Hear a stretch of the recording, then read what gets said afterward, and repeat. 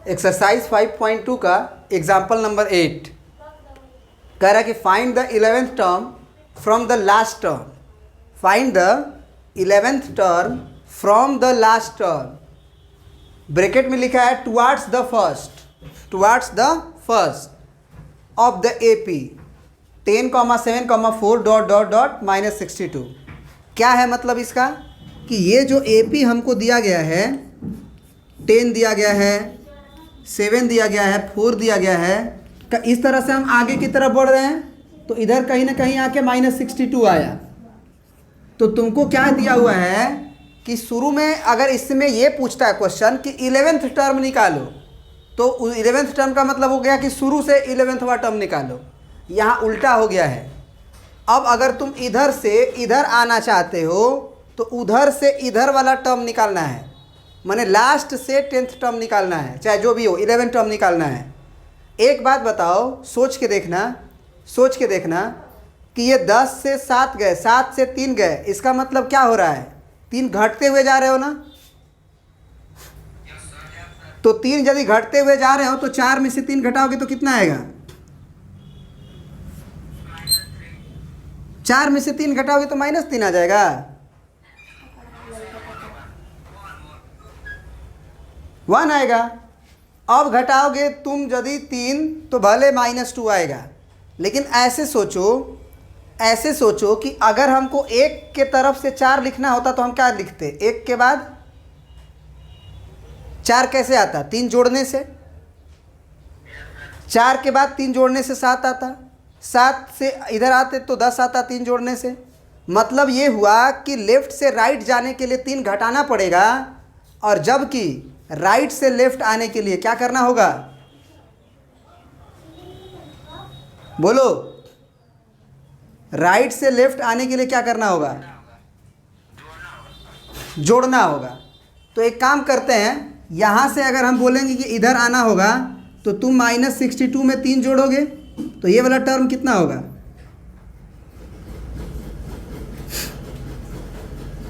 59 minus में होगा। इसके पहले वाला टर्म का क्या होगा? फिर 3 जोड़ो तो -56 होगा। क्या ये बात समझ में आ रहा है? ये बात समझ में आ रहा है कि नहीं आ रहा है? आ रहा है ना आशीष? इसका मतलब यहां से क्वेश्चन क्या कह रहा है ना कि शुरुआत से 10वां टर्म नहीं 11वां टर्म ना निकालो, इसके लास्ट टर्म से 10वां टर्म निकालो। तो एक तो तरीका है कि ऐसे ऐसे गिन के निकाल सकते हैं, या एक तरीका है कि इस AP को पलट दो, इस AP को ही पलट दो। मतलब AP when started from last, AP क्या हो जाएगा यदि हम स्टार्ट कर दें उसको लास्ट से? तो अब पहला टर्म -62 हो जाएगा, अगला हो जाएगा -59, अगला हो जाएगा -56 ... इसमें लास्ट टर्म अब 10 हो जाएगा, क्योंकि ये 10 पे अंत हो जाएगा। तो अब बताओ कि अगर हम बोले कि तुम यहाँ पे खड़े होके तुम 11वां टर्म निकालो, या फिर यहाँ से खड़े होके 11वां टर्म निकालो, दोनों बात सेम है कि अलग है?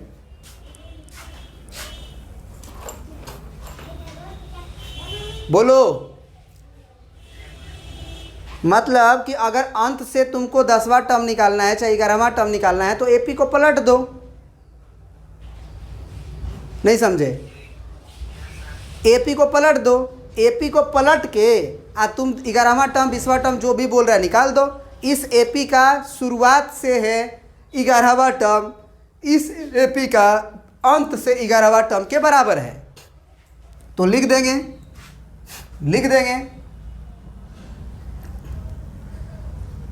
T11। तो T11 हो जाएगा A + 10 × D। लेकिन क्या A हम पहला AP का लेंगे कि A हम दूसरा AP का लेंगे? बहुत अच्छा जवाब, -62। कॉमन डिफरेंस क्या होगा? 3 होगा। या तो आप घटा लो इसमें से इसको, या फिर आप यहाँ से ही देख लो कि उधर से इधर की तरफ आ रहे थे तो डी जोड़ने से मिल रहा था। नहीं तो इसी चीज़ को तुम कैसे लिख सकते हो, -59 माइनस ऑफ -62, तो माइनस माइनस +62 हो जाएगा वो। तो -59 और +62 घट के कितना आ जाएगा, 3। तो ये आ गया हमारा। तो अब जो है यहाँ पे वैल्यू प्लग इन करना है, कितना प्लग इन करना है, तो -62 + 10 इंटू डी का नाम 3, तो ये हो जाएगा -62 और प्लस 10 या 30। अब 2 में से 0 गया 2 और 6 में से 3 गया 3 और ये माइनस, तो इसका 11th टर्म क्या हो गया, बस ये जो है पहले एपी के लिए अंत से 11वां टर्म है, ये आंसर हो गया। क्या ये बात समझ में आया? प्रिंट कर लीजिए। देखो इसी को दूसरे तरीका से भी बनाया जा सकता है। जैसे एक तो कभी भी क्वेश्चन तुमसे करे कि अगर कोई एपी दे दे और बोले कि अंत से अगर आप 10वां टर्म निकालो, अंत से 20वां टर्म निकालो, तो आप क्या करना, उस एपी को पलट देना। एपी को पलटने का क्या तरीका है कि अगर तुमको कोई चीज़ जोड़ने से आगे बढ़ रहे हो तो उधर की तरफ से आओगे तो घटाना पड़ेगा। तो वो देख लेना कि उधर से जब एपी लिखोगे, नया एपी, तो कैसे लिखोगे। वो लिखने के बाद तुम इस नया एपी का जो भी टर्म पूछ रहा है उसका शुरुआत से निकाल दो, हो गया। दूसरा तरीका क्या है उसको समझो।